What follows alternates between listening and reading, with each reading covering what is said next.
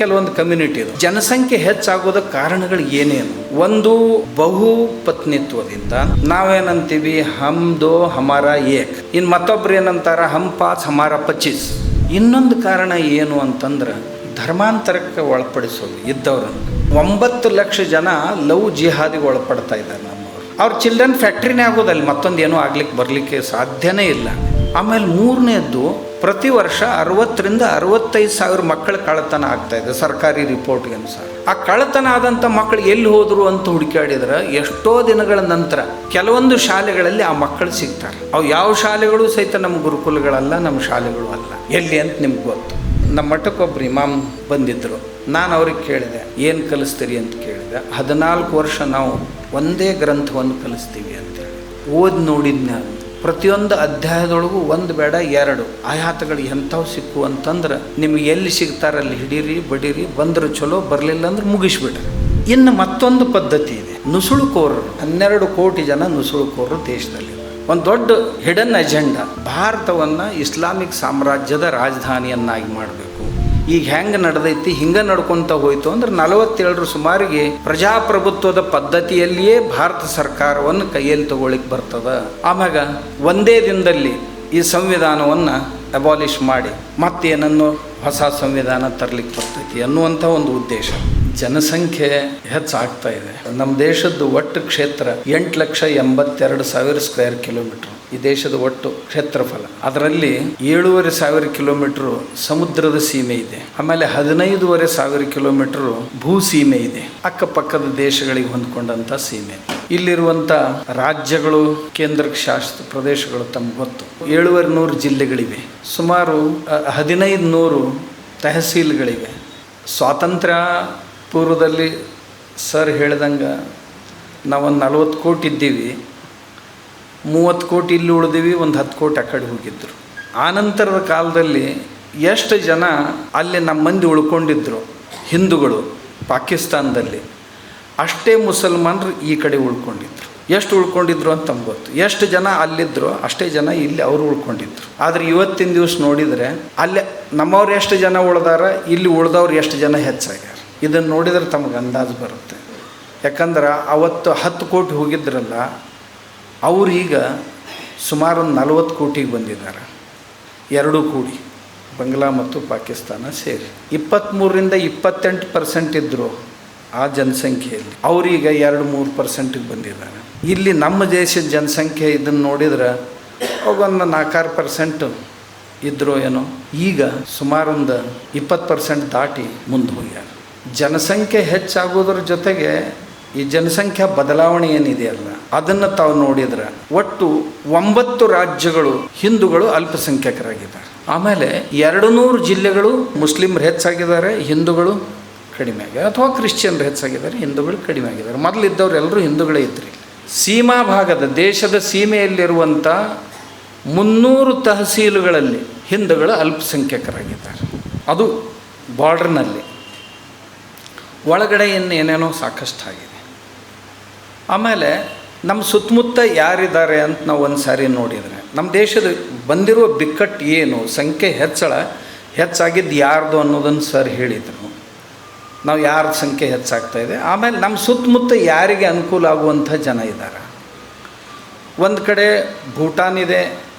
ಆ ಭೂಟಾನ್ದವರು ನಮ್ಮ ಗಂಡತಂಬರು ಅಲ್ಲ, ನಮ್ಗೆ ಸಂಬಂಧಿಕರು ಅಲ್ಲ. ಯಾವಾಗಾರ ಒಂದು ಜರ ಬೇಸಿರ್ತಾರೆ, ಯಾವಾಗಾರ ಒಂದು ಜರ ಮತ್ತೇನೇನೋ ಕ್ಯಾಗಮತಿ ಮಾಡ್ತಿರ್ತಾರೆ.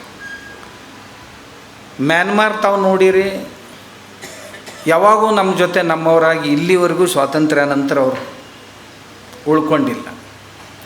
ಬಾಂಗ್ಲಾದೇಶ್ ನೋಡಿರಿ, ನಮ್ಮದ ತಿಂದರು ನಮ್ಮದ ಉಂಡ್ರು, ಈಗ ಹೆಂಗೆ ಹೊಳ್ಳಿ ಬಿದ್ದರು ಅನ್ನೋದನ್ನು ನಾವು ನೋಡ್ತೀವಿ.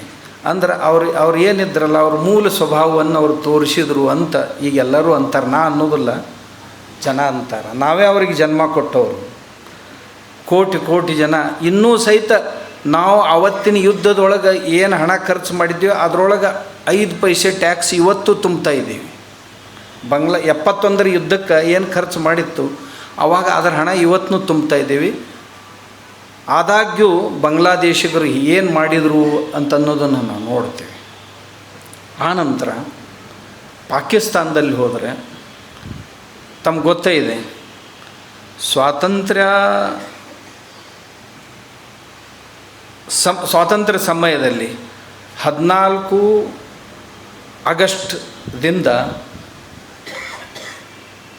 14 ಸೆಪ್ಟೆಂಬರ್ವರೆಗೆ ಸುಮಾರು ಒಂದು 25ರಿಂದ 30 ಲಕ್ಷ ಜನರ ಕಗ್ಗೊಲೆಯನ್ನು ಮಾಡಿದರು. ಒಟ್ಟಾಗಿದ್ದು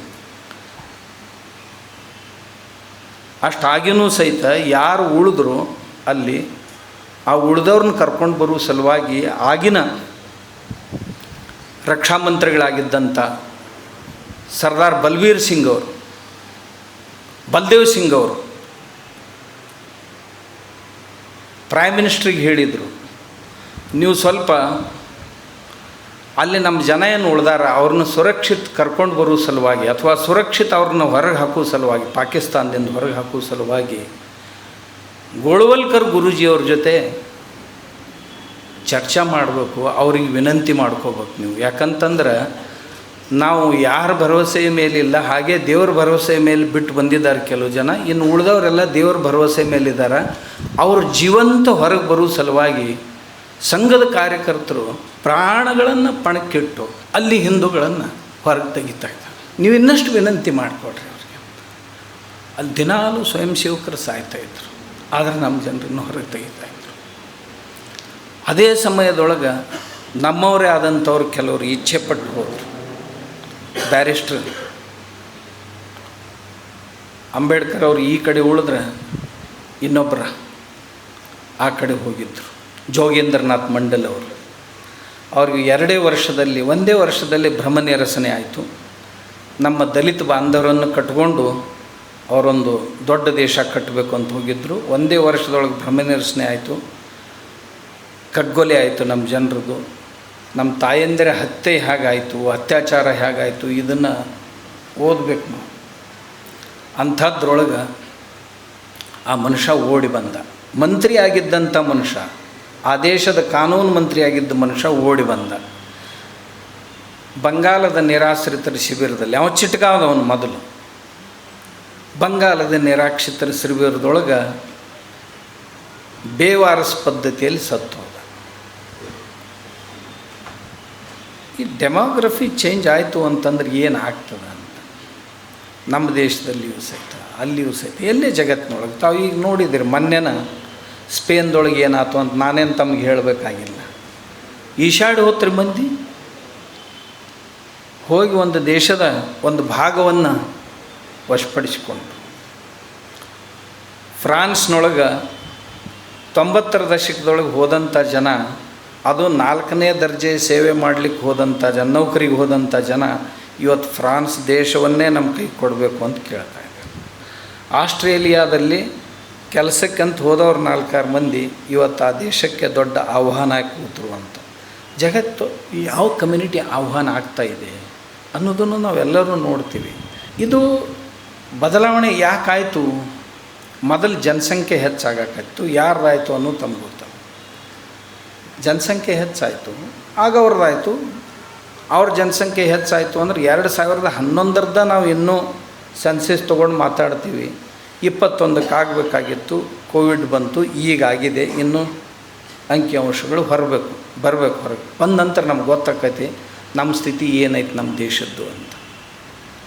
ನಮ್ಮ ದೇಶದ್ದು ಇದು ಈ ಜನಸಂಖ್ಯೆ ಹೆಚ್ಚಾಗೋದಕ್ಕೆ ಕಾರಣಗಳು ಏನೇನು? ಒಂದು ರಾಷ್ಟ್ರಭಕ್ತಿ ಮತ್ತು ರಾಷ್ಟ್ರದ ಕುರಿತಾದಂಥ ಒಂದು ಕಳಕಳಿ ಇತ್ತು ಅಂತಂದ್ರೆ ಅವ್ರ ದೇಶಕ್ಕೆ ಹೇಗೆ ಬೇಕೋ ಹಾಗೇ ಇರಬೇಕು ಅಂತ ವಿಚಾರ ಮಾಡ್ತಾರೆ. ಎರಡನೇದ್ದು ನಮ್ಮ ಅಜ್ಞಾನ, ಏನು ಮಾಡಿದ್ರೆ ಏನಾಗುತ್ತೆ ಅನ್ನೋದು ಗೊತ್ತಿಲ್ಲ ಅದಕ್ಕೆ. ಮೂರನೇದ್ದು ಜನಸಂಖ್ಯೆ ಹೆಚ್ಚು ಮಾಡೋದು ಯಾಕಂತಂದ್ರೆ ಸಂವಿಧಾನಾತ್ಮಕವಾಗಿ ಈ ದೇಶ ನಡೆದಿದ್ದರೆ ಸಂವಿಧಾನಾತ್ಮಕವಾಗಿಯೇ ಈ ದೇಶವನ್ನು ನಮ್ಮ ಕೈಯಲ್ಲಿ ತಗೋಬೇಕು. ಅಂದ್ರೆ 2047 ಸುಮಾರಿಗೆ ಈಗ ಹೆಂಗೆ ನಡೆದೈತಿ ಹಿಂಗೆ ನಡ್ಕೊತ ಹೋಯಿತು ಅಂದ್ರೆ 47 ಸುಮಾರಿಗೆ ಪ್ರಜಾಪ್ರಭುತ್ವದ ಪದ್ಧತಿಯಲ್ಲಿಯೇ ಭಾರತ ಸರ್ಕಾರವನ್ನು ಕೈಯಲ್ಲಿ ತಗೊಳ್ಳಿಕ್ಕೆ ಬರ್ತದೆ. ಆಮ್ಯಾಗ ಒಂದೇ ದಿನದಲ್ಲಿ ಈ ಸಂವಿಧಾನವನ್ನು ಅಬಾಲಿಷ್ ಮಾಡಿ ಮತ್ತೇನನ್ನು ಹೊಸ ಸಂವಿಧಾನ ತರಲಿಕ್ಕೆ ಬರ್ತೈತಿ ಅನ್ನುವಂಥ ಒಂದು ಉದ್ದೇಶ. ಇನ್ನೊಂದು, ನಾನು ಆ ಕಡೆ ಈ ಕಡೆ ಓದಿದ್ದು ಒಂದು ದೊಡ್ಡ ಹಿಡನ್ ಅಜೆಂಡಾ, ಭಾರತವನ್ನು ಇಸ್ಲಾಮಿಕ್ ಸಾಮ್ರಾಜ್ಯದ ರಾಜಧಾನಿಯನ್ನಾಗಿ ಮಾಡಬೇಕು. ಯಾಕೆಂದರೆ ಸುತ್ತಮುತ್ತಲು 2 ಗಂಟೆ ಅಂತರದಲ್ಲಿ ವಿಮಾನದಿಂದ ಇಡೀ ಎಲ್ಲ ದೇಶಗಳು, ಮುಸ್ಲಿಂ ಕಂಟ್ರಿಗಳು ಇಲ್ಲಿರೋದ್ರಿಂದ, ಆಮೇಲೆ ಇದು 100 ಕೋಟಿ 140 ಕೋಟಿ ದೇಶ ಇರೋದರಿಂದ ಇದನ್ನು ಒಂದು ಸಾರಿ ಮಾಡಿದೀವಿ ಅಂದರೆ ಜಗತ್ತಿನಲ್ಲಿ ನಾವೇ ನಂಬರ್ 1 ಆಗ್ತೀವಿ. ಇಡೀ ಜಗತ್ತಿನ ಮಾರುಕಟ್ಟೆಯನ್ನು ನಾವೇ ನಿಯಂತ್ರಿಸ್ತೀವಿ. ಇಡೀ ಜಗತ್ತಿನ ಸಂರಕ್ಷಣೆಯನ್ನು ಸಹಿತ ನಾವೇ ಮಾಡ್ತೀವಿ. ನಮ್ಮ ಇಡೀ ಏನು ಕನಸಿದೆ, ಜಗತ್ತನ್ನೇ ಇಸ್ಲಾಮೀಕರಣಕ್ಕೆ ಒಳಪಡಿಸುವಂಥ ಕನಸಿದೆ, ಅದನ್ನು ನನಸು ಮಾಡ್ಕೊಳ್ಳಿಕ್ಕೆ ಸಾಧ್ಯ ಐತಿ. ಆದ್ದರಿಂದ ಏನಕ್ಕೇನ ಪ್ರಕಾರೇಣ ನಮ್ಮ ದೇಶವನ್ನು ಅದಕ್ಕೆ ಒಳಪಡಿಸಬೇಕು ಅಂತ ಕೆಲವು ಜನ ಹವಣಿಕೆಯಲ್ಲಿ ಇದ್ದಾರೆ. ಇನ್ನು ಮತ್ತೊಂದು ಜನಸಂಖ್ಯೆ ಒಂದು ದೃಷ್ಟಿಯಲ್ಲಿ ಯಾವ ರೀತಿಯಿಂದ ಹೆಚ್ಚಾಗ್ತಾ ಇದೆ ನೋಡ್ರಿ, ಕೆಲವೊಂದು ಕಮ್ಯುನಿಟಿದು. ಒಂದು ಬಹುಪತ್ನಿತ್ವದಿಂದ ಅಂತ ನಾವು ಕೇಳಿದ್ದೀವಿ. ನಾವೇನಂತೀವಿ, ಹಮ್ ದೋ ಹಮಾರ ಏಕ್. ಇನ್ನು ಮತ್ತೊಬ್ರು ಏನಂತಾರೆ, ಹಮ್ 5 ಹಮಾರ 25.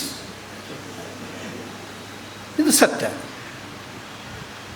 ಹೀಗೆ ಮಾಡ್ಕೊತ ಹೊಂಟೀವಿ ಅಂತಂದ್ರೆ ಏನಾದಿತ್ತು ಮುಂದೆ ಕೇಳಬೇಡ್ರಿ. ದೇವರೆಲ್ಲ ಸಲುತಾನೆ, ಹುಟ್ಟಿಸಿದ ದೇವರೇನು ಹುಲ್ಲು ಮೇಯಿಸ್ತಾನೇನೋ ಅಂತ ಹಿಂಗೆ ಅಂತಾರೆ.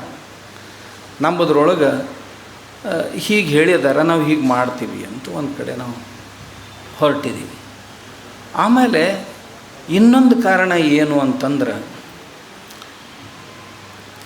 ಧರ್ಮಾಂತರಕ್ಕೆ ಒಳಪಡಿಸೋದು ಇದ್ದವರನ್ನು ಆಶೆ ಆಮಿಷಗಳಿಂದಾಗಲಿ ವಿಚಾರಗಳನ್ನು ತಿಳಿಸಿ ಆಗಲಿ, ಇದು ಒಂದು ಪದ್ಧತಿ. ಪ್ರತಿ ವರ್ಷ ಕನಿಷ್ಠ ಎಷ್ಟು ಜನ ಆಗ್ತಿರಬಹುದು? ಸಣ್ಣದಿಲ್ಲ ಸಂಖ್ಯೆ, ಭಾಳ ದೊಡ್ಡದಿದೆ, ಲಕ್ಷಗಟ್ಟಲೆ ಇದೆ.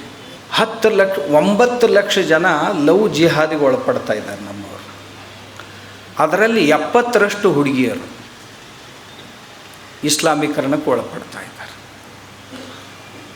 ಅದರೊಳಗೆ 70% ಹುಡುಗಿಯರೇನು ನಮ್ಮ ಹೋಗ್ತಾವು, ಅವ್ರಿಗೆ ಒಂದೊಂದು ಮಕ್ಕಳು ಆದವು ಅಂತಂದ್ರೆ ಮುಂದಿನ ವರ್ಷ ಅವ್ರ ಚಿಲ್ಡ್ರನ್ ಫ್ಯಾಕ್ಟ್ರಿನೇ ಆಗೋದಲ್ಲಿ, ಮತ್ತೊಂದು ಏನೂ ಬರಲಿಕ್ಕೆ ಸಾಧ್ಯನೇ ಇಲ್ಲ. ಜನಸಂಖ್ಯೆಯನ್ನು ಹೆಚ್ಚು ಮಾಡುವಂಥ ಫ್ಯಾಕ್ಟ್ರೀಸ್ ಅದು ಅಂತಂದ್ರೆ ವರ್ಷಕ್ಕೆ ದಶ ಲಕ್ಷಗಳಷ್ಟು ಜನಸಂಖ್ಯೆ ಹೆಚ್ಚಾಗ್ತದೆ ಒಂದು ಕಡೆ. ಎರಡನೇದ್ದು ಈ ರೀತಿ ಆಗ್ತಾಯಿದೆ. ಆಮೇಲೆ ಮೂರನೇದ್ದು ಮಕ್ಕಳ ಕಳ್ಳತನ ಆಗ್ತಾಯಿದೆ. ಹಿಂದುಳಿದ ರಾಜ್ಯಗಳು ಏನಿವೆ ಅಲ್ಲಿ 3 ವರ್ಷ 2 ವರ್ಷ 4 ವರ್ಷದ ಮಕ್ಕಳು ಪ್ರತಿ ವರ್ಷ 60,000 ರಿಂದ 65,000 ಮಕ್ಕಳ ಕಳ್ಳತನ ಆಗ್ತಾಯಿದೆ ಸರ್ಕಾರಿ ರಿಪೋರ್ಟ್ಗೆ ಅನುಸಾರ. ಆ ಕಳ್ಳತನ ಆದಂಥ ಮಕ್ಕಳು ಎಲ್ಲಿ ಹೋದರು ಅಂತ ಹುಡುಕಾಡಿದ್ರೆ ಎಷ್ಟೋ ದಿನಗಳ ನಂತರ ಕೆಲವೊಂದು ಶಾಲೆಗಳಲ್ಲಿ ಆ ಮಕ್ಕಳು ಸಿಗ್ತಾರೆ. ಅವು ಯಾವ ಶಾಲೆಗಳು ಸಹಿತ ನಮ್ಮ ಗುರುಕುಲಗಳಲ್ಲ, ನಮ್ಮ ಶಾಲೆಗಳು ಅಲ್ಲ. ಎಲ್ಲಿ ಅಂತ ನಿಮ್ಗೆ ಗೊತ್ತು. ಎಷ್ಟಿವೆ. ನಮ್ಮ ಮಠಕ್ಕೊಬ್ಬರು ಇಮಾಮ್ ಬಂದಿದ್ದರು, ಆಲ್ ಇಂಡಿಯಾ ಇಮಾಮ್ ಅಸೋಸಿಯೇಷನ್ ಚೇರ್ಮನ್ರು ಬಂದಿದ್ದರು. ನಮ್ಮ ಗುರುಕುಲ ನೋಡಿದರು. ಏನು ಕಲಿಸ್ತೀರಿ ಅಂತ ಕೇಳಿದ್ರು. ನಾನಂದೆ, ಒಳ್ಳೆಯ ಜೀವನ ಮೂಲ್ಯಗಳನ್ನು ಕಲಿಸ್ತೀವಿ, ದೇಶದ ಮೇಲೆ ಪ್ರೇಮ ಮಾಡಬೇಕು, ತಂದೆ ತಾಯಿಗಳ ಸೇವೆ ಮಾಡಬೇಕು, ಪರಸ್ಪರರೊಂದಿಗೆ ಬಾಂಧವ್ಯದಿಂದ ಇರಬೇಕು, ನಿಮ್ಮ ಕಾಲ ಮೇಲೆ ನೀವು ನಿಲ್ಲುವಂಥ ಶಿಕ್ಷಣ ನಿಮಗೆ ಸಿಗಬೇಕು, ಹೀಗೆಲ್ಲವನ್ನು ಕಲಿಸ್ತೀವಿ ಅಂತ ಹೇಳಿದೆ 12 ವರ್ಷದಲ್ಲಿ. ನಾನು ಅವ್ರಿಗೆ ಕೇಳಿದೆ, ನಿಮ್ಮ ಎಷ್ಟು ಜನಸಂಖ್ಯೆ ಇದೆ, ಎಷ್ಟು ಗುರುಕುಲಗಳಿವೆ ನಮ್ಮ ಮದರ್ಸಾ 7,25,000 ಮದರ್ಸಾ ಇವೆ ದೇಶದಲ್ಲಿ, ಏನು ಕಲಿಸ್ತೀರಿ ಅಂತ ಕೇಳಿದೆ. 14 ವರ್ಷ ನಾವು ಒಂದೇ ಗ್ರಂಥವನ್ನು ಕಲಿಸ್ತೀವಿ ಅಂಥೇಳಿ. ಆ ಗ್ರಂಥದಲ್ಲಿ ಏನು ಕಲಿಸ್ತೀರಿ ಅಂತ ಕೇಳಿದೆ. ನಮ್ಮ ಗ್ರಂಥದಲ್ಲಿ ನಮ್ಮ ಸಾಹೇಬ್ರು ಏನು ಹೇಳ್ಯಾರ, ನಾವು ಅದನ್ನು ಮೊಹಮ್ಮದ್ ಸಾಹೇಬ್ರು ಏನು ಹೇಳ್ಯಾರ ಅದನ್ನು ಕಲಿಸ್ತೀವಿ ಅಂಥೇಳಿ. ಆಮ್ಯಾಗ ಓದಿ ನೋಡಿದ್ನ. ಪ್ರತಿಯೊಂದು ಅಧ್ಯಾಯದೊಳಗೂ 1 ಬೇಡ 2 ಆಯಾತಗಳು ಎಂಥವು ಸಿಕ್ಕು ಅಂತಂದ್ರೆ, ನಿಮಗೆ ಎಲ್ಲಿ ಸಿಗ್ತಾರಲ್ಲಿ ಹಿಡೀರಿ ಬಡೀರಿ, ಬಂದ್ರೆ ಚಲೋ, ಬರಲಿಲ್ಲ ಅಂದ್ರೆ ಮುಗಿಸ್ಬಿಡ್ರಿ. ಸರಿಯಾಗಿ ಹೇಳಿ ನೋಡ್ರಿ, ಬಂದ್ರೆ ನಿಮ್ಮ ಜೊತೆ ಬಂದ್ರೆ ಸರಿ, ನಿಮ್ಮದನ್ನು ಸ್ವೀಕಾರ ಮಾಡಲಿಲ್ಲ ಅಂದ್ರೆ ಅವ್ರನ್ನ ಮುಗಿಸ್ಬಿಟ್ರೆ. ಇದನ್ನೇ 14 ವರ್ಷ ಕಲಿಸ್ತಾರೆ ಅಂತ. ಏನಾಗಬೇಡ. ಇನ್ನು ಮತ್ತೊಂದು ಪದ್ಧತಿ ಇದೆ ಜನಸಂಖ್ಯೆ ಹೆಚ್ಚು ಮಾಡೋದು. ಯಾವುದು? ನುಸುಳುಕೋರರು. ಇಲ್ಲಿಯವರೆಗೆ ನಮ್ಮ ದೇಶದಲ್ಲಿ ನುಸುಳುಕೋರರು ಎಷ್ಟು ಜನ ಬಂದಿದ್ದಾರೆ ಅಂದರೆ ನಿಮ್ಗೆ 12 ಕೋಟಿ ಜನ ನುಸುಳುಕೋರರು ದೇಶದಲ್ಲಿದ್ದಾರೆ. 12 ಕೋಟಿ ಬಂದವ್ರನ್ನ ಹೊರಗೆ ಹಾಕೋದು ಅಷ್ಟು ಸುಲಭ ಇಲ್ಲ. ಆಸಾಮದ ಮುಖ್ಯಮಂತ್ರಿಗಳು ಒಬ್ಬರೇ ಹೇಳಿದರು, ನಾವು 60 ಲಕ್ಷ ಜನರನ್ನು ಗುರುತಿಸಿದ್ದೀವಿ ಅಂತ, ನುಸುಳುಕೋರರನ್ನು. ಮತ್ತು ಎಷ್ಟು ಜನರನ್ನು ಹೊರಗೆ ಹಾಕಿರಿ? ಒಂದು 5-6 ಸಾವಿರ ಜನರನ್ನು ಹೊರಗೆ ಹಾಕಿವಿ ಅಂತ. ಮತ್ತು ಇಷ್ಟು ಮಂದಿಯನ್ನು ಹೊರಗೆ ಯಾವಾಗ ಹಾಕೋರು? ಇಲ್ಲ, ನಾವು ಹಾಕ್ಬೇಕಂತೀವಿ, ಅವ್ರು ಕರ್ಕೊಳ್ತಾ ಇಲ್ಲ. ಮತ್ತು ಹೆಂಗೆ ಹೊರಗೆ ಹಾಕಿದ್ರಿ? ನಮ್ಮ BSF ಅವ್ರಿಗೆ ಹೇಳಿರ್ತೀವಿ, ಯಾವಾಗ ಆ ಎದುರಿನ ಸೈನಿಕರು ಕಡಿಮೆ ಇರ್ತಾರೆ ಅವಾಗ ನುಗ್ಗಿಸ್ಬಿಡ್ತೀವಿ ಆಚೆ ಕಡೆ. ಇದು ಹೊರಗೆ ಹಾಕೋ ಪದ್ಧತಿ ನಮ್ಮ. ಇನ್ನು ಹಿಂಗೆ ಹೊರಗೆ ಹೋಗೋರು ಇದ್ರಂತಂದ್ರೆ ಮತ್ತು ಇನ್ನು ಎಷ್ಟು ವರ್ಷ ಅವ್ರು ಹೋಗೋಕ್ಕಿಂತ ಮುಂಚೆ ನಾವು ಮೇಲೆ ಹೋಗಿರ್ತೀವಿ. 12 ಕೋಟಿ ಜನ, 12 ಕೋಟಿ ಜನರು ಈ ದೇಶದ ಅಭಿವೃದ್ಧಿಯನ್ನು ತಿಂದು ಹಾಕೋದಾಗಲಿ, ಈ ದೇಶದ ಸೌಕರ್ಯಗಳನ್ನು ತಿಂದು ಹಾಕೋದಾಗಲಿ, ಈ ದೇಶದ ಎಲ್ಲ ರೀತಿಯ ಸಮಸ್ಯೆಗಳನ್ನು ನಿರ್ಮಾಣ ಮಾಡೋದು ಈ ದೇಶದ ಮೇಲೆ ಭಾರವಾಗಿರೋದು. ಇದನ್ನು ನೋಡಿದರೆ ಈ ಜನಸಂಖ್ಯೆ ಹೆಚ್ಚಳ ಹೇಗಾಗುತ್ತೆ? ನಮ್ಮಲ್ಲಿ ಪಕ್ಕದಲ್ಲಿ ಕೊಲ್ಲಾಪುರ ಜಿಲ್ಲೆಯಲ್ಲಿ ಇಚಲಕರಂಜಿ ಅಂತ ಒಂದು ನಗರ, ಅಲ್ಲಿ ಅದೊಂದು ಮತಕ್ಷೇತ್ರ MLA. ಆ MLA ಮತಕ್ಷೇತ್ರದಲ್ಲಿ ಈಗ 10 ವರ್ಷಗಳ ಹಿಂದೆ 15,000 ಜನ ವೋಟರ್ಸ್ ಇದ್ದರು. ಈ 10 ವರ್ಷಗಳ ನಂತರ ಅಲ್ಲಿ ಮೊನ್ನೆ 2024ರಲ್ಲಿ ಇಲೆಕ್ಷನ್ ಆಯ್ತಲ್ಲ, ಇಲೆಕ್ಷನ್ ಆದಾಗ ಎಷ್ಟು ಜನ ಮತದಾರ ಹೆಚ್ಚಾಗಿದ್ರು ಅಂದ್ರೆ ಒಂದೇ ಮತಕ್ಷೇತ್ರದಲ್ಲಿ 47,000 ಆಗಿತ್ತು. ಮೊದಲು 16,000 ಇದ್ದವ್ರು ಈಗ 47,000. ಇಷ್ಟು ಮಂದಿ ಹುಟ್ಟಾಕಂತರೂ ಸಾಧ್ಯ ಇಲ್ಲ, ಇಷ್ಟು ಪ್ರೊಡಕ್ಷನ್ನು ಮಾಡೋಕ್ಕಾಗೋದಿಲ್ಲ. ಆಮ್ಯಾಗ ಇಷ್ಟು 3 ವರ್ಷ 10 ವರ್ಷದಾಗ ವೋಟಿಂಗ್ನೂ ಮಾಡೋಕ್ಕೆ ಸಾಧ್ಯ ಇಲ್ಲ. ಸಣ್ಣ ಹುಡುಗರು ಒಮ್ಮೆಗೆ ಇಷ್ಟೇನು ವೋಟರ್ಸ್ ಆಗ್ಲಿಕ್ಕೆ ಸಾಧ್ಯ ಇಲ್ಲ. ಹಾಗಂದ್ರೆ ಎಲ್ಲಿಂದ ಬಂದರು, ಹೇಗೆ ಬಂದರು? ಇವು ಪ್ರಯತ್ನಪೂರ್ವಕವಾಗಿ ಇದನ್ನು ಮಾಡೋದು. ತಾವು ಪಶ್ಚಿಮ ಬಂಗಾಳ ನೋಡಿರ್ಬೇಕು, 91 ಲಕ್ಷ SIRದೊಳಗೆ ಅನಧಿಕೃತವಾಗಿ ಇವ್ರು ಬಂದವರು ಅಂತ ಡಿಕ್ಲೇರ್ ಆಯಿತು. ಇನ್ನೂ 23 ಲಕ್ಷ ಜನರದ್ದು ನಿರ್ಣಯ ಆಗಬೇಕಾಗಿದೆ. ಹಾಗಾದ್ರೆ ಹೋದ್ರೇನು ಎಲ್ಲರೂ ಇವರು? ಇಲ್ಲ, ಆ ಕಡೆ ಹೋಗಲಿಲ್ಲ. ಆ ಕಡೆ SIRದೊಳಗೆ ಅವ್ರು ಡಿಕ್ಲೇರ್ ಮಾಡಿ ಹೊರಗೆ ತೆಗಿಯಕ್ಕೆ ಹತ್ತಿದ ಕೂಡಲೇ ಕೆಲವು ಜನ ಕರ್ನಾಟಕಕ್ಕೆ ಬಂದರು, ಕೆಲವು ಜನ ಆಂಧ್ರಕ್ಕೆ ಹೋದರು, ಕೆಲವು ಜನ ಕೇರಳಕ್ಕೆ ಹೋದರು. ಅವ್ರಂತಾರೆ ನಮ್ಗೆ ವೋಟಿಂಗ್ ಕೊಟ್ಟರು ಕೊಡದೇ ಇದ್ದರೂ ಪರವಾಗಿಲ್ಲ, ಇಲ್ಲಿ ಉಂಡು ತಿಂದು ನಾವು ಇರ್ತೀವಿ, ಅಲ್ಲಿ ಹೋಗ್ಲಿಕ್ಕೆ ಸಾಧ್ಯ ಇಲ್ಲ. ಹೀಗೆ ಬರ್ತಾನೆ ಹೋದರು. ಅಂದರೆ ಯಾವ ಸೀಮೆಯಲ್ಲಿ ಬಾರ್ಡ್ರ್ನಲ್ಲಿ ತಂತಿ ಬೇಲಿ ಇಲ್ಲ. 4,000 ಕಿಲೋಮೀಟ್ರು ಬಾಂಗ್ಲಾದೇಶದ ಸೀಮೆ, ಪಾಕಿಸ್ತಾನದ್ದು ಇದೆ, ಅದರ ಜೊತೆ ಅಫ್ಘಾನಿಸ್ತಾನ ಸ್ವಲ್ಪ ಸಂಧಿಯೊಳಗೆ ಎಲ್ಲರೂ ಬಂದರು. ಇವೆಲ್ಲವನ್ನು ನೋಡಿದರೆ ದೇಶ ಒಂದು ಭಯಾನಕ ಸ್ಥಿತಿಯಿಂದ ಮುಂದುವರಿತಾ ಇದೆಯೇನೋ ಅಂತ ಅನಿಸುತ್ತೆ. ಹಾಗಾದರೆ ಇಲ್ಲಿಯ ಜನ, ನಮ್ಮದು ದೊಡ್ಡ ಸಮಸ್ಯೆ. ನಮ್ಮಲ್ಲಿ ದೊಡ್ಡ ದೊಡ್ಡ ಮಂದಿ ಏನು ನಾವು ಅದೀವಲ್ಲ, ಬಿಲ್ಡರ್ಸ್ ಅದೀವಿ, ಕಾರ್ಖಾನೆದಾರರು ಅದೀವಿ, ಮತ್ತು ಯಾರೋ ವ್ಯವಸಾಯಗಳನ್ನು ಮಾಡುವಂಥವ್ರು ಇಲ್ಲರಿ. ನಮ್ಮಲ್ಲಿ ಯಾರೂ ಕೆಲಸಕ್ಕೆ ಜನನ ಸಿಗೋದಿಲ್ಲ, ಅವರ ಬಂದಾರ, ಅವ್ರನ್ನ ಇಟ್ಕೊಂಡು ಬಿಟ್ಟಿವಿ. ಹೌದ್ರಿ, ನಾವು ಇಟ್ಕೊಂಡಿವಿ, ನಾಳೆ ಏನಾಗಬಹುದು? ರಾಷ್ಟ್ರೀಯ ಸಮಸ್ಯೆ ಇದರಿಂದ ಏನಾಗ್ಬೋದು ದೇವ್ರಿಗೆ ಗೊತ್ತರಿ. ಈಗಂತರೂ ಅದಾರ, ನಾವು ಬಂದಾರ, ಇಂಥವ್ರು ಅದಾರ, ಎಲ್ಲಿ ಅದಾರ, ಏನದಾರ. ನಮ್ಮ ದೇಶದೊಳಗೆ ಎಲ್ಲನೂ ಸಿಗ್ತಾವೆ. ಬಂದ ಕೂಡಲೇ ಆಧಾರ್ ಕಾರ್ಡ್ ಸಿಗ್ತೈತಿ, ರೇಷನ್ ಕಾರ್ಡ್ ಸಿಗ್ತೈತಿ. ಆಮ್ಯಾಗ ಅವಕ್ಕೆಲ್ಲವ್ರದ್ದು ರೇಟ್ ಫಿಕ್ಸ್ ಅದಾವೆ. ಅಷ್ಟು ರೇಟ್ ಕೊಟ್ರೆ ಆಮ್ಯಾಗ ಅವ್ರು ಮೊದಲು ಬಂಗಾಲದೊಳಗೆ ಪ್ರವೇಶ ಮಾಡಿದ ನಂತರ ನಿಮ್ಗೆ ಯಾವ್ಯಾವ ರಾಜ್ಯದಾಗ ಹೋಗ್ಬೇಕು ಆಯಾ ರಾಜ್ಯದ ರೇಟ್ ಬೇರೆ ಬೇರೆ ಅದಾವೆ. ಮುಂಬೈಗೆ ಹೋದ್ರೆ ಈ ರೇಟು, ಬೆಂಗಳೂರಿಗೆ ಹೋದ್ರೆ ಈ ರೇಟು, ಹೈದರಾಬಾದ್ಗೆ ಹೋದ್ರೆ ಈ ರೇಟ್ ಇದೆ. ಅವೆಲ್ಲ ರೇಟ್ಸ್ ಫಿಕ್ಸ್ ಇವೆ. ನಾನು ಹೇಳೋದಲ್ಲ, ಪತ್ರಕರ್ತರು ಇವನ್ನೆಲ್ಲ ಕಲೆಕ್ಷನ್ ಮಾಡಿ ಹೇಳಿದ್ದು. ಆಮೇಲೆ ನಮ್ಮ ತನಿಖಾ ಸಂಸ್ಥೆಗಳು ಹುಡುಕಾಡಿ ಹೇಳಿದ್ದಿದ್ದು. ಹೀಗಾಗ್ತಾಯಿದೆ.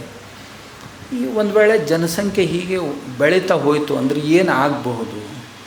ಏನಾಗಬಹುದು ಅಂದರೆ ಈ ದೇಶದೊಳಗೆ ಇರ್ಲಾಕ ಜಾಗ ಸಿಗಂಗಿಲ್ಲ.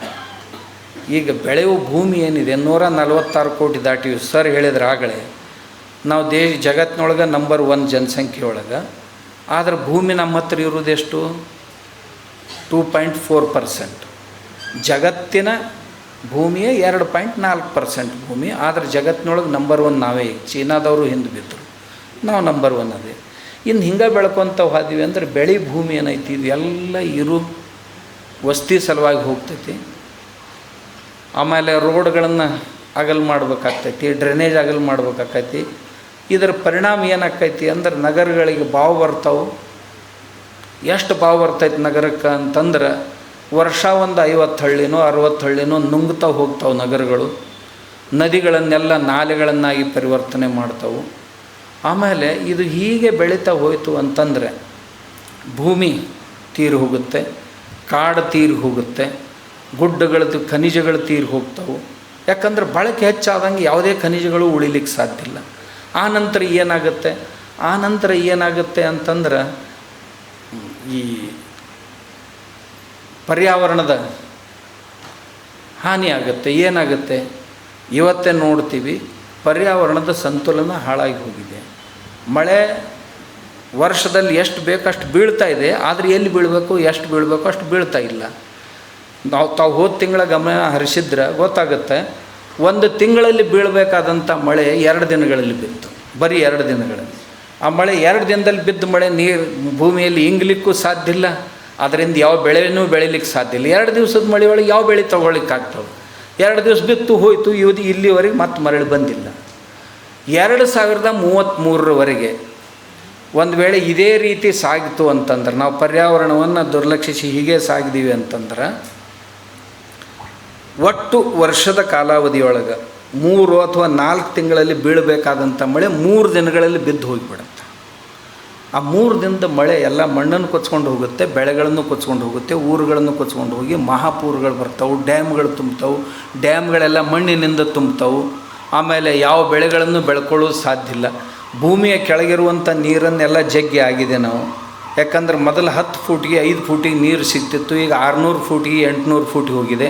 ಅದರಲ್ಲಿ 1 ಫೂಟ್ ನೀರನ್ನು ನಾವು ತೆಳಗೆ ತುಂಬಬೇಕಾದ್ರೆ ಸುಮಾರು ಒಂದು 100 ವರ್ಷ ಬೇಕು. ನಾವು ಭೂಮಿಯಿಂದ ಜಗ್ಗಿದ ನೀರು ಏನಿದೆಯಲ್ಲ ಅದರಲ್ಲಿ 1 ಫೂಟ್ ನೀರು ತುಂಬಬೇಕಾದ್ರೆ 100 ವರ್ಷ ಬೇಕು. ಹಾಗಾದರೆ ಈಗ 600 ಫೂಟ್ ಖಾಲಿ ಮಾಡಿದ್ದೀವಲ್ಲ, ಇದನ್ನು ತುಂಬಲಿಕ್ಕೆ ಎಷ್ಟು ವರ್ಷಗಳು ಬೇಕು? ಈ ಬಿಕ್ಕಟ್ಟು ಹೇಗೆ ತಯಾರಾಗುತ್ತೆ ರಾಷ್ಟ್ರದ ಎದುರಿಗೆ ಅಂತಂದರೆ, ಈ ಭೂಮಿಯ ಸಮಸ್ಯೆ, ಬೆಳೆಗಳ ಸಮಸ್ಯೆ, ಆಹಾರ ಧಾನ್ಯದ ಸಮಸ್ಯೆ ಆರಂಭ ಆಗುತ್ತೆ. ಆಮೇಲೆ ಜನಸಂಖ್ಯೆ ಅತಿಯಾಗಿ ಬೆಳೀತು ಅಂತಂದ್ರೆ ಒಳ್ಳೆ ಗಾಳಿನೂ, ಈಗ ನೀರಿನ ಬಾಟಲ್ ತೊಗೊಂಡು ತಿರುಗಾಡ್ತೀವಿ, ಎಲ್ಲಿ ಹೋಗೋರೆಲ್ಲ ತಮ್ಗೆ ಗೊತ್ತೈತಲ್ಲ, ಬಾಟಲ್ ಇಲ್ಲ ಯಾರೂ ಹೋಗಂಗಿಲ್ಲ. ಇನ್ನೊಂದು ಸಿಲಿಂಡ್ರ್ ತೊಗೊಂಡು ಹೋಗೋದೇನು, ಹೋಗುವ ಹೊತ್ನಾಗ ಒಂದು ಸಣ್ಣದೊಂದು ಸಿಲಿಂಡ್ರ್ ತೊಗೊಂಡು ಆಫೀಸ್ಗೆ ಹೋಗೋದು, ನಡು ಒಂದು ಸ್ವಲ್ಪ ಹಚ್ಕೊಳ್ಳೋದು, ಹೆಂಗೆ ಈ ಶೆಲೈನ್ ಹಚ್ತಾರಲ್ಲ ಹಾಸ್ಪಿಟಲ್ದಾಗ ಹಂಗೆ ಒಂದಿಷ್ಟು ಹಚ್ಕೊಳ್ಳೋದು, ಮತ್ತಿಷ್ಟು ಜೀವ ಬಂದಂಗೆ ಆಕೈತಿ, ಒಂದಿಷ್ಟು ಮಾತಾಡೋದು, ಮತ್ತು ಒಂದು ಪ್ಲೀಡಿಂಗ್ ಆದ ಕೂಡಲೇ 2ನೇ ಪ್ಲೀಡಿಂಗ್ ಮತ್ತೊಂದಿಷ್ಟು ಹೋಗಿ ರೆಸ್ಟ್ ರೂಮ್ನಾಗ ಒಂದಿಷ್ಟು ಹಚ್ಕೊಂಡು ಬರೋದು, ಮತ್ತೊಂದಿಷ್ಟು ಮಾತಾಡೋದು. ಈ ಸ್ಥಿತಿ ನಮ್ಮದು ಬರುತ್ತೆ ಅಂತ 2033ರಿಂದ 40 ಸುಮಾರಿಗೆ ಈ ಸ್ಥಿತಿ ಬರುತ್ತೆ. ಆಮ್ಯಾಗ ಒಂದು ಸುಲಭ ಏನಾಕೈತಿ ಅಂದರೆ, ಇದೇನೈತಲ್ಲ ಇದೆಲ್ಲ ಖಾಲಿ ಆಕೈತಿ. ಎಣ್ಣೆನೂ ಬೇಕಾಗಂಗಿಲ್ಲ, ಹಣಿಗೆನೂ ಬೇಕಾಗಂಗಿಲ್ಲ, ಎಲ್ಲ ಏನೂ ಅವಶ್ಯಕತೆ. ಯಾಕಂತಂದ್ರೆ ಈ ಆರ್ಸೆನಿಕ್ ವಾಟ್ರ್ ನಾವು ಕುಡ್ದು ಅಷ್ಟೊತ್ತಿಗೆಲ್ಲ ಮೈಮೇಲಿನ ಕೂದಲೆಲ್ಲ ಹೋಗ್ತಾವೆ. ಆಮೇಲೆ ಹಿಂಗೆ ಹೋಗೋಗ್ತಾ ಯಾರಿಗಾರ ಡಿಕ್ಕಿ ಹೊಡಿದೇವು ಅಂದ್ರೆ ಇವೆಲ್ಲ ಮುರಿದು ಹೋಗ್ತಾವೆ. ಈಗ ಮ್ಯಾಗಿಂದ ಕೆಳಗೆ ಬಿದ್ದರೂ ಏನೂ ಆಗೋದಿಲ್ಲ, ಇನ್ನು ಹೋಗೋಗ್ತಾ ಹಿಂಗೆ ಯಾರು ಡಿಕ್ಕಿ ಹೊಡೆದ್ರಂದ್ರೆ ಅವನದು ಮುರಿತೈತಿ, ಇವಂದು ಮುರಿತೈತಿ. ಇವು ಬರುವಂಥ ಸಮಸ್ಯೆಗಳಿಂದ ಭವಿಷ್ಯದಲ್ಲಿ ಈಗ ಆಗ್ತಾವೆ.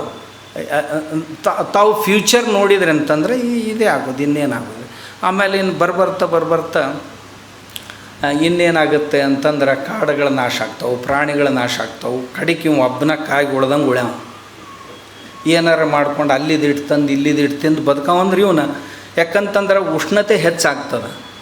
ಇವತ್ತು ನಾವು 48 ಡಿಗ್ರಿಗೆ ಬಂದೀವಿ, ಇನ್ನು 4 ಡಿಗ್ರಿ ಹೆಚ್ಚಾಯಿತು ಅಂತಂದ್ರೆ 4 ಫೀಟ್ ಮಣ್ಣು ಉಸುಗಾಗಿ ಪರಿವರ್ತನೆ ಆಗುತ್ತೆ. ಆ ಉಸುಗಾಗಿ ಪರಿವರ್ತನೆ ಆಯ್ತು ಅಂದರೆ ಯಾವ ಬೇರುಗಳು 4 ಫೂಟ್ಗಳವರೆಗೆ ಇರುವಂಥ ಗಿಡಗಳದಾವೋ ಅವೆಲ್ಲ ಗಿಡಗಳು ನಷ್ಟ ಆಗಿ ಹೋಗ್ತಾವೆ. ಅಂದ್ರೆ ಅಷ್ಟು ಜೀವ ಸೃಷ್ಟಿ ನಷ್ಟ ಆಗಿ ಹೋಯ್ತು. ಆವಾಗ ಯಾವ ಈ ಆಲ್ದ ಗಿಡದಂಥವು, ಹಲಸಿನ ಗಿಡದಂಥವು, ಇವೇನು ಹಿಂಗೆ ಚಿವುಟಿದ್ರೆ ಹಾಲು ಬರ್ತಾವಲ್ಲ ಅಂಥ ಗಿಡಗಳು ಮಾತ್ರ ಉಳಿತಾವೆ. ಇದು ಮುಂದೆ ಬರುವಂಥ ಜನಸಂಖ್ಯೆ ಹೆಚ್ಚಾದ್ರೆ ಅದಕ್ಕೇನಾಕೈತೆ ಹೇಳ್ರಿ, ದೇವ್ರು ಕೊಟ್ಟಾನ ಅವನ ಕಾಪಾಡ್ತಾನ ಅಂದ್ರೆ ಅವ ಹಿಂಗೆ ಕಾಪಾಡೋದಾನ ಮುಂದೆ. ನಾವು ತಿಳಿದವರು ಎಚ್ಚರಾಗಿ ಇಲ್ಲ ಇದನ್ನು ಎಲ್ಲರೂ ಕೂಡಿ ಏನಾರು ಉಪಾಯ ಮಾಡಬೇಕು, ಮುಟ್ಟಬೇಕು ಅಂತಂದ್ರೆ. ಆಮ್ಯಾಗ ಇದು ಹಿಂಗೆ ಆಯಿತು ಅಂತಂದ್ರೆ, ಒಂದು ಮನ್ಯಾಗ ಒಂದು ರೂಮ್ನ್ಯಾಗ 4 ಮಂದಿ ಇರೋದು ಹೆಂಗೆ, 40 ಮಂದಿ ಇದ್ರೆ ಏನಾಕೈತಿ? ಮಾನಸಿಕ ಒತ್ತಡಗಳು ಹೆಚ್ಚಾಗ್ತಾವ ಅಂತಿರೋ ಇಲ್ಲಂತೀರ, ಅದನ್ನು ನಾವು ವಿಚಾರ ಮಾಡ್ಬೇಕು. ಒಂದು ಕೋಣೆಯೊಳಗೆ 4 ಮಂದಿ ಇದ್ದೀವಿ ಅಂತಂದ್ರೆ ಚಂದಾಗೆ ಇರ್ತೀವಿ. ಅದೇ ಕೋಣ್ಯಾಗ 40 ಮಂದಿನ ಹಾಕಿದ್ರಂದ್ರೆ ಇದು ದೇಶ ಇರೋದು ಇಷ್ಟ, ಇದೇನು ದೊಡ್ಡದಾಗೋದಲ್ಲ. ಇದರಾಗ ಇಷ್ಟು ಮಂದಿನ ತುಂಬಿದ್ದೀವಿ ಅಂತಂದ್ರೆ ಇವು ಹೆಚ್ಚಕ್ಕವಂತೀರಿ ಇಲ್ಲಂತೀರಿ, ಹೆಚ್ಚಕ್ಕವು. ಅವಾಗ ಮುಂದೆ ಹೆಚ್ಚಾದವು ಅಂದ್ರೆ ಜಗಳ ಹೆಚ್ಚಾಕ್ಕವು, ಜಗಳ ಹೆಚ್ಚಾದವು ಅಂತಂದ್ರೆ ಅಪರಾಧಗಳು ಹೆಚ್ಚಾಕ್ಕವು, ಅಪರಾಧ ಹೆಚ್ಚಾದವು ಅಂದ್ರೆ ಕೋರ್ಟ್ ಹೆಚ್ಚು ಮಾಡ್ಬೇಕಾಕತಿ. ಅವಾಗ ನಮ್ಮ ಸಂಖ್ಯಾನೂ ಹೆಚ್ಚು ಮಾಡ್ಬೇಕಾಕತಿ. ಅವ್ರು ಅಲ್ಲಿಂದ ಎಲ್ಲಿ ಬೇಗ ನ್ಯಾಯ ಸಿಗಲಿಲ್ಲ ಅಂದ್ರೆ ವಕೀಲರಿಗೆ ಬಡಿಯೋಕೆ ಶುರು ಮಾಡ್ತಾರೆ. ಈ ಸ್ಥಿತಿ ಬರ್ತೈತೆ ನಾವು. ಆಮ್ಯಾಗ ಇನ್ನು ನಾವು ನ್ಯಾಯ ಎಲ್ಲಿ ತೊಗೋತೀವಿ ಅಂದ್ರೆ ಇನ್ನು ಕೋರ್ಟ್ನಾಗಿಲ್ಲ ರೋಡ್ ಮ್ಯಾಗ ನ್ಯಾಯ ತೊಗೋತೀವಿ ಅಂತ ಈಗ ತೊಗೊಳಕ್ಕೆ ಹತ್ತಾರಲ್ಲ. ಮಂದಿ ದಿಲ್ಲ್ಯಾಗ ತೊಗೊಂಡ್ರಲ್ಲ, ಪಾರ್ಲಿಮೆಂಟ್ನೊಳಗಿನ ಅಲ್ಲೊಬ್ಬರು ದೊಡ್ಡ ನೇತಾರರು ಮಾತಾಡಿದ್ದಂತ ಅವ್ರು ಕೇಳಿದ್ರು ಇಲ್ಲೂ ಗೊತ್ತಿಲ್ಲ. ಯೋಗೇಂದ್ರ ಯಾದವ್ ಅವರೊಂದು ಮಾತು ಹೇಳಿದರು, ಇನ್ನು ಮುಂದೆ ಭವಿಷ್ಯದೊಳಗೆ ಯಾವ ನಿರ್ಣಯಗಳು ಪಾರ್ಲಿಮೆಂಟ್ನಲ್ಲಿ ಆಗೋದಿಲ್ಲ, ಎಲ್ಲ ನಿರ್ಣಯಗಳು ರೋಡ್ ಮೇಲೆ ಆಗೋದು ಅಂತ. ಅಂದ್ರೆ ದೇಶ ಯಾವ ದಿಶೆಯಲ್ಲಿ ಅಲ್ಲಿದ್ದವ್ರು ಯಾರಿದ್ರು ಅದು ತಮಗೆ ಗೊತ್ತದ. ಹೋರಾಟ ಮಾಡೋಕ್ಕೆ ಬಂದು ಹುಡುಗರು ಎಷ್ಟಿದ್ದು ಯಾರು ಎಷ್ಟಿದ್ರು ಎಲ್ಲ ಗೊತ್ತದ. ಯಾರು ಊಟ ಕೊಟ್ರಪ್ಪ, ಯಾವ ಮೊಬೈಲ್ದ ಅಂಗಡಿ ಹಾಕೋತ ಹಾಕೊಂಡು ಮೊಬೈಲ್ ರಿಪೇರಿ ಮಾಡೋಕ್ಕಿದ್ದ ಮನುಷ್ಯ 10,000 ಮಂದಿಗೆ ಊಟ ಕೊಡ್ತಾನೆ. ಇದೆಲ್ಲ ನೋಡಿದೀವಿ ಅಂದ್ರೆ ಮುಂದೆ ಏನಾಗಬಹುದು ದೇಶದ ಸ್ಥಿತಿಗತಿ ಅಂತ ನಮಗೆಲ್ಲ ಅರ್ಥ ಆಗ. ಒಂದು ವೇಳೆ ನಮ್ಮ ಜನಸಂಖ್ಯೆ ಹೆಚ್ಚಾತು ಅಂದ್ರೆ ಸಂಘರ್ಷಗಳು ಹೆಚ್ಚಾಗ್ತವೆ. ಜನಸಂಖ್ಯೆ ಹೆಚ್ಚಾತು ಅಂತಂದ್ರೆ ಉಣ್ಣಕ್ಕೂ ಸಿಗಂಗಿಲ್ಲ, ತಿನ್ನಕ್ಕೂ ಸಿಗಂಗಿಲ್ಲ, ನೀರು ಸಿಗಂಗಿಲ್ಲ, ಊಟನೂ ಸಿಗಂಗಿಲ್ಲ, ಆರೋಗ್ಯನೂ ಸಿಗೋದಿಲ್ಲ. ಆಮ್ಯಾಗ ಇಂಥ ದೊಡ್ಡ ಜನಸಂಖ್ಯೆ ಆದ ನಂತರ ಯಾರಿಲ್ಲಿ ಸುರಕ್ಷಿತ ಉಳಿಯೋರದಾರ? ಇವೆಲ್ಲ ಸಮಸ್ಯೆಗಳು, ಸಾಕಷ್ಟು ಸಮಸ್ಯೆಗಳು ಹುಟ್ಟುತ್ತವೆ.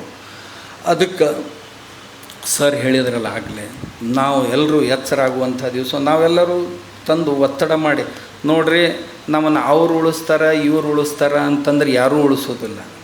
ಯಾಕಂತಂದ್ರೆ ಎಲ್ಲೆಲ್ಲಿ ಸಂಖ್ಯೆ ಹೆಚ್ಚಾತು ಅಲ್ಲ ಯಾರು, ಅದೊಂದು ಪ್ರಾಂತ ನಮ್ದು ಹೋಗೈತೆ, ನಿಮ್ಗೆ ಗೊತ್ತೈತಲ್ಲ. ಬುದ್ಧರು ಹೆಚ್ಚಾದರು ಅಂತ ತಿಳ್ಕೊಂಡು ಮೊದಲ ಭೂಟಾನ್ ಹೋಯ್ತು, ಆಮೇಲೆ ಮ್ಯಾನ್ಮಾರ ಹೋಯ್ತು, ಆಮ್ಯಾಗ ತಿಬ್ಬತ್ ಹೋಯ್ತು. ಆಮ್ಯಾಗ ಎಲ್ಲಿ ಯಾರು ಜನಸಂಖ್ಯೆ ಹೆಚ್ಚಾತು ತಮಗೆ 46 ಆಗಸ್ಟ್ ತಿಂಗಳಿನಲ್ಲಿ 10ಕ್ಕೆ ಆ್ಯಕ್ಷನ್ ಡೇ, ಡೈರೆಕ್ಟ್ ಆ್ಯಕ್ಷನ್ ಡೇದೊಳಗೆ ಎಷ್ಟು ಮಂದಿ ಕೊಲೆ ಆಯಿತು, ಎಷ್ಟು ಮಂದಿ ಧರ್ಮಾಂತರ ಮಾಡಿಕೊಂಡ್ರು ಅದು ತಮಗೆ ಗೊತ್ತಿದೆ. ಅದರ ಪರಿಣಾಮ ಏನಾಯ್ತು ಅಂದ್ರೆ ಪಾಕಿಸ್ತಾನ ಮತ್ತು ಬಾಂಗ್ಲಾದೇಶಗಳು ಹುಟ್ಟಲಿಕ್ಕೆ ನಾಂದಿ ಆಯಿತು. ಕೇರಳದೊಳಗೆ ಮೋಫ್ಲಾ ದಂಗೆಗಳಾದವು, ಏನೇನೋ ಹೇಳಿದರು. ಅದರ ಪರಿಣಾಮ ಏನಾಯ್ತು ಅಂದ್ರೆ ಇವತ್ತಲ್ಲಿ ಯಾರ ತಮ್ಮ ಮನೆ ಕಟ್ಟಬೇಕಾಗಿತ್ತು, ಪರ್ಮಿಷನ್ ಬೇಕಾಗಿತ್ತು ಅಂದ್ರೆ ಮಲಬಾರ್ನೊಳಗೆ ಪರ್ಮಿಷನ್ ಸಿಗೋದಿಲ್ಲ. ಧರ್ಮಾಂತರ ಮಾಡಿದ್ರೇ ಪರ್ಮಿಷನ್ ಸಿಗ್ತೈತೆ. ಕಿಟಕಿ ಬಾಗ್ಲ ಸಹಿತ ಚೇಂಜ್ ಮಾಡಬೇಕಾಗಿದ್ರೆ ನೀ ನಮ್ಮ ಜೊತೆ ಬಾ ಅಂದ್ರೆ ನೀನು ಕಿಟಕಿ ಬಾಗ್ಲಾಗ ಹಚ್ಚಕ್ಕೆ ಕೊಡ್ತೀವಿ ಅಂತ. ನಾನು ನಿಯಮಿತವಾಗಿ ಹೋಗ್ತೀನಿ ಅಲ್ಲಿ. ಅದಕ್ಕೆ ಹೇಳ್ತೀನಿ, ಯಾರೋ ರಿಟೇಲ್ ವ್ಯಾಪಾರಿಗಳು ಹೋಲ್ಸೇಲರ್ ಕಡೆ ಹೋದರು ಅಂದ್ರೆ ಅವ್ನು ಹೋಗಾಗ ತನ್ನ ತಿಲಕ ಅಳ್ಕಿಸ್ಕೋಬೇಕು. ಆಮ್ಯಾಗ ಇವು ಕೈಯಾಗ ಕಟ್ಟಿದಂಥ ದಾರಗಳನ್ನು ತೆಗೆದು ಹಾಕಬೇಕು, ಕೊಳ್ಳಾಗ ಏನಾರ ಕಟ್ಟಿದ್ರೆ ತೆಗೆದಿಡಬೇಕು. ಹೋಗಿ ಆ ಹೋಲ್ಸೇಲ್ ವ್ಯಾಪಾರಿಗಳಿಂದ ಇದನ್ನು ತೊಗೊಂಡು ಬರ್ಬೇಕು. ಇವತ್ತು ಇರುವಂಥ ಸ್ಥಿತಿ ಸದ್ಯ ಕೇರಳದಲ್ಲಿ ಕಿರುಕುಳ ವ್ಯಾಪಾರಿಗಳ ಸ್ಥಿತಿ ಇದು. ಅವ್ರು ಇದನ್ನೆಲ್ಲ ಇಟ್ಟು ಬರಬೇಕು. ಆಮೇಲೆ ನೀವು ಯಾರಾದರೂ ಹೋಲ್ಸೇಲ್ ವ್ಯಾಪಾರ ಮಾಡ್ಲಿಕ್ಕೆ ನಾವು 1-2 ಹುಡುಗರನ್ನ ಕಳಿಸಿದ್ದೆ, ಉಳ್ಳಿಗಡ್ಡಿ ಈರುಳ್ಳಿ ವ್ಯಾಪಾರ ಮಾಡಿ ಹೋಗ್ರಿ ಅಂತ. ನಮ್ಮಲ್ಲಿ ಅಲ್ಲೇನು ಬೆಳೆದಿಲ್ಲ, ಇಲ್ಲಿ ಮಹಾರಾಷ್ಟ್ರದಲ್ಲಿ ಸಿಕ್ಕಾಪಟ್ಟೆ ಬೆಳಿತೈತಿ. ಆ ಹುಡುಗರನ್ನ 15 ದಿವಸ ಗೋಡಾವನ್ದಾಗ ಹಾಕ್ಯಾಕೊಂಡು ಬಡ್ದಿಂದ ಅವ್ರು ಯಾವ ಪೊಲೀಸ್ ಸ್ಟೇಷನ್ದಾಗೂ ಕಂಪ್ಲೇಂಟ್ ತೊಗೊಳ್ಳಿಲ್ಲ. ಕಡೆಗೆ ಬರೀ ಸಾಕಿನಂತೇಳಿ ಮತ್ತೊಬ್ರು ಯಾರೂ ವ್ಯಾಪಾರನೂ ಮಾಡೋಕ್ಕೆ ಸಾಧ್ಯ ಇಲ್ಲ. ಇಂಥ ಸ್ಥಿತಿ ಭವಿಷ್ಯದೊಳಗೆ ಯಾವುದಾದ್ರೂ ಒಂದು ಕಮ್ಯುನಿಟಿ ಹೆಚ್ಚಾಯಿತು ಅಂದ್ರೆ ನಾನಂತರೂ ಎಲ್ಲ ಕಡೆ ಹೇಳ್ತಿರ್ತೀನಿ, ನೋಡ್ರಪ್ಪ ಶಾಣ್ಯರಾಗು ನಿನ್ನ, ಇರಲಿಲ್ಲ ಅಂದ್ರೆ ಈಗ ಆಗ್ತೈತಿ ಅಂತ. ಈ ನಮ್ಮ ಜನ ಭೂಮಿ ಮಾರಾಟ ಮಾಡೋರು, ಯಾರೋ ಒಬ್ಬರು ತೊಗೊಳ್ಳೋರು, ಅವ್ರದ್ರೊಳಗೆ ನಾವು ನಾಳೆ ಕೆಲಸಕ್ಕೆ ಹೋಗೋದು. ಇಂಥ ಸ್ಥಿತಿ ಅನೇಕ ರಾಜ್ಯಗಳಲ್ಲಿ, ನಾ ಹೇಳಿದ್ನೆಲ್ಲ 9 ರಾಜ್ಯಗಳಲ್ಲಿ ಪೂರ್ತಿಯಾಗಿ ಪರಿಸ್ಥಿತಿ ಬದಲಾಗಿದೆ. ಹೀಗಾಯಿತು ಅಂತಂದ್ರೆ ಬಹುಸಂಖ್ಯಕರಾಗಿದ್ದಂಥ ಜನ ನಾಳೆ ಸುರಕ್ಷಿತಾಗಿರ್ತೀವಿ ಅಂತ ನನಗರ ಅನಿಸೋದಿಲ್ಲ. ನಾ ಇಲ್ಲೇ ನಮ್ಮ ಮಹಾರಾಷ್ಟ್ರದೊಳಗೆ ಅಜರಾ ಅಂತ ಒಂದು ತಾಲೂಕು ಐತಿ. ಅಲ್ಲೊಂದು 25-30 ವರ್ಷದ ಹಿಂದೆ ಸಾಹೇಬ್ರ ಒಂದು ಹಳ್ಳಿಗೆ ಒಂದು ಕಾರ್ಯಕ್ರಮಕ್ಕೆ ಹೋಗಿದ್ದೆ. ಅಲ್ಲೊಂದು 4-5 ಮನೆಗಳಿದ್ದು. ಈಗ ಮೊನ್ನೆ ಮತ್ತು ಹಳ್ಳಿಗೆ ಒಂದು 25 ವರ್ಷದ ನಂತರ ಹೋದೆ. ಆ ಊರಾಗ ಯಾರೂ ಸಿಗಲಿಲ್ಲ ನಮ್ಮವ್ರು. ಅವು ಅಂಜ್ಕೋತ ಒಂದು ಗುಡಿ ಕಾರ್ಯಕ್ರಮ ಇಟ್ಟಿದ್ದು. ಅವ ಸರ್ಪಂಚನೂ ಅವನ ಸದಸ್ಯರು ಅವರ ಸಾಲಿನೂ ಅವರ ತೆಗೆದಾರ, ಎಲ್ಲ ತೆಗೆದಾರ. ಇವ್ರು ಅಲ್ಪಸಂಖ್ಯಾತರು. ಅವು ಮೊದಲು 4 ಮನೆ ಇದ್ದು, ಈಗ ಇಡೀ ಊರ ಅಲ್ಪಸಂಖ್ಯಾತ ಆಯ್ತು, ಅವ್ರು ಬಹುಸಂಖ್ಯಾತರು. ಈಗ ಅವ್ರನ್ನ ಕೇಳಾರ್ದ ಏನೂ ಮಾಡೋಕ್ಕೆ ಬರೋಂಗಿಲ್ಲ. ಈ ಸ್ಥಿತಿ ಅಲ್ಲ. ತಮ್ಗೆ ಗೊತ್ತಲ್ಲ, ಶ್ರೀಪೆರಂಬುದೂರು ಪಕ್ಕದೊಳಗೆ ಹಿಂದೂಗಳ ಸಂಖ್ಯೆ ಕಡಿಮೆ ಆಯಿತು. ಲಕ್ಷ್ಮೀ ಗುಡಿಯೊಳಗೆ ಹೈಕೋರ್ಟ್ನೊಳಗೆ ಜನಹಿತ ಯಾಚಿಕೆ ಸಲ್ಲಿಸಿದರು. ಈ ದೇವಿ ಗಂಟೆ ಬಾರಿಸೋದ್ರಿಂದ ಆರತಿ ಮಾಡೋದ್ರಿಂದ ನಮಗೆ ತೊಂದರೆ ಆಗಕತ್ತೈತಿ, ಅದಕ್ಕೆ ಇದನ್ನು ಬ್ಯಾನ್ ಮಾಡ್ಬೇಕು ಗುಡಿ ಅಂತ. ಇವು ಶುರುವಾಗ್ತಾವೆ. ಹೀಗೆ ಸಮಸ್ಯೆಗಳು ಬಿಕ್ಕಟ್ಟು ಯಾವ್ಯಾವ ರೀತಿ ನಿರ್ಮಾಣ ಆಗ್ತಾವಂತ ನಾವು ಊಹಿಸ್ಲಿಕ್ಕೂ ಸಾಧ್ಯ ಇಲ್ಲ. ಅಂಥ ಬಿಕ್ಕಟ್ಟುಗಳು. ಅದಕ್ಕೆ ನಾ ಹೇಳಿದ್ನಲ್ಲಿ ಇವೆಲ್ಲ ಯಾವಾಗ ಆಗ್ತಾ ಇದ್ದಾವಂದ್ರೆ, ಈ ದೇಶದಲ್ಲಿ ಪತ್ರಕರ್ತರು ಅದಾರ, ಈ ದೇಶದಲ್ಲಿ ಪೊಲೀಸರು ಅದಾರ, ಈ ದೇಶದಲ್ಲಿ ಮಿಲ್ಟ್ರಿ ಐತಿ, ಈ ದೇಶದಲ್ಲಿ ಎಲ್ಲ ಸೆಕ್ಯೂರಿಟಿಗಳದಾರ, ಆಮೇಲೆ ಎಲ್ಲರೂ ನಾವು ಅದೀವಿ, ನೀವು ಅದೀರಿ, ಎಲ್ಲರೂ ಅದೀವಿ, ಇಲ್ಲಿ ವಕೀಲರು, ನ್ಯಾಯಾಧೀಶರು ಎಲ್ಲರೂ ಅದಾರ. ಹೀಗಿದ್ದು ಸಹಿತ ಹಿಂಗೆ ಯಾಕಾಕೈತ್ರಿ ಅಂತಂದ್ರೆ, ಇದಕ್ಕೆ ಒಳ್ಳೆಯ ಕಾನೂನು ಬರುವ ಅವಶ್ಯಕತೆ ಐತಿ. ಕಾನೂನು ತರಲಿಕ್ಕೆ ನಾವು ಸರ್ಕಾರದ ಮೇಲೆ ಒತ್ತಡ ಹಾಕಬೇಕು. ಇಂಥ ಈ ಲವ್ ಜಿಹಾದ್ ಚಟುವಟಿಕೆಗಳೇ ಆಗಿರಲಿ, ಅಥವಾ ಈ ನುಸುಳುಕೋರಿಕೆ ಚಟುವಟಿಕೆಗಳೇ ಆಗಿರಲಿ, ಅಥವಾ ಇನ್ನು ಯಾವ ಈ ಜನಸಂಖ್ಯೆ ಏರೋದಕ್ಕೆ ಕಾರಣವಾದಂಥ ಚಟುವಟಿಕೆಗಳೇ ಆಗಿರಲಿ, ಇವು ಎಲ್ಲವುಗಳನ್ನು ಮಟ್ಟ ಹಾಕಬೇಕು. ಅದಕ್ಕಾಗಿ ನೀವು ಕಠಿಣವಾದಂಥ ಕಾನೂನನ್ನು ತರಬೇಕು ಅಂಥೇಳಿ ಆ ಕಾನೂನು ತರಿಸಿ ಅದನ್ನ ಇಂಪ್ಲಿಮೆಂಟೇಷನ್ ಮಾಡಿಸಿದ್ರೆ ದೇಶ ಉಳಿಲಿಕ್ಕೆ ಸಾಧ್ಯನೇ ಹೊರತು, ಇರಲಿಲ್ಲ ಅಂದ್ರೆ ಯಾರು ನಮ್ಮನ್ನು ಯಾವ ಮಠಾಧೀಶರು ಉಳಿಸೋಕೆ ಸಾಧ್ಯ ಇಲ್ಲ, ಪೀಠಾಧೀಶರು ಉಳಿಸೋಕೆ ಸಾಧ್ಯ ಇಲ್ಲ, ಯಾರು ದೊಡ್ಡ ನೇತಾರರು ಉಳಿಸೋಕೆ ಸಾಧ್ಯ ಇಲ್ಲ, ಯಾರೂ ನಮ್ಮನ್ನು ಉಳಿಸೋಕೆ ಸಾಧ್ಯ ಇಲ್ಲ. ನಾವು ಉಳಿಸ್ಬೇಕಾಗಿದ್ದರೆ ಇದೇ ಒಂದು ಮಾರ್ಗದಿಂದ ಉಳಿಸ್ಬೋದು ಅಂತ ಅನಿಸುತ್ತೆ. ಅದ್ರಾಗ ತಮ್ಮಂಥವ್ರು ನಾ ಏನು ಹೇಳೋದು, ಏನೋ ಅಂತಾರಲ್ಲ, ಎಲ್ಲ ಶಾಣ್ಯಾರ ಮುಂದೆ ಒಬ್ಬ ದಡ್ಡ ಬಂದು ಏನೇನೋ ಮಾತಾಡಕತ್ತಿದ್ನಂತ ಅವ್ರು ಕುಂತ್ಕೊಂಡು ಕೇಳಕತ್ತಿದ್ರಂತ.